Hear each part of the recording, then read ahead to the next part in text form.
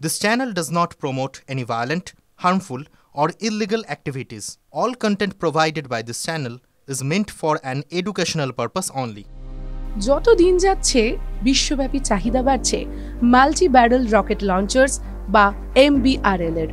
সেই শক্তিধর পিনাকা রকেটের আর্মেনিয়াতে রপ্তানি শুরু করলো ভারত। আর্মেনিয়াতে আকাশ এয়ার ডিফেন্স মিসাইল সিস্টেম রপ্তানির সময় থেকেই ভারতীয় সংস্থার তৈরি বিশেষ এই রকেট লঞ্চারের রপ্তানিও শুরু হয়।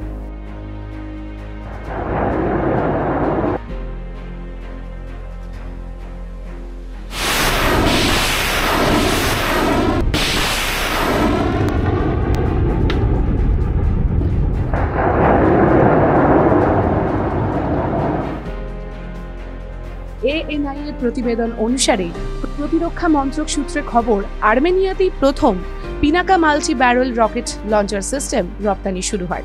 বিশেষ এই রকেট লঞ্চার ব্যবহার করে ৮০ কিলোমিটার দূর থেকে হামলা করা সম্ভব।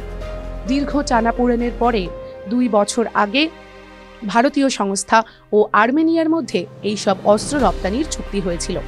ভারতীয় অস্ত্রের সবচেয়ে বড় ৩টি অস্ত্র ক্রয়কারী দেশের মধ্যে একটি হলো আর্মেনিয়া, অন্য দুটি হলো আমেরিকা এবং ফ্রান্স।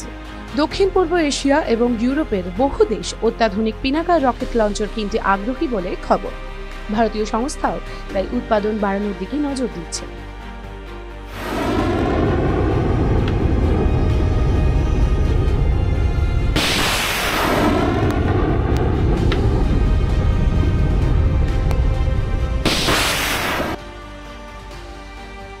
নাগপুর ভিত্তিক সংস্থা solar industries economic explosive limited এবং সরকারি সংস্থা মাল্টি ন্যাশনাল ইন্ডিয়া লিমিটেডের সঙ্গে DRDO সম্প্রতি একটি মিসাইল লঞ্চারটি পরীক্ষা করে। অত্যাধুনিক এই মিসাইল লঞ্চার পেতে আগ্রহ দেখিয়েছে ফ্রান্সও। বিশ্ব মার্কেটের চাহিদার কারণে নিজেদের উৎপাদন ক্ষমতা বাড়িয়েছে ভারতীয় সংস্থাও। বর্তমানে ২০১৪ সালের তুলনায় ৩ গুণ বেশি অস্ত্র উৎপাদন করে সংস্থা। প্রসঙ্গত, আমেরিকার পরে ফ্রান্স ভারত থেকে সবচেয়ে বেশি অস্ত্রশস্ত্র আমদানি করে। CNN Bangla digital.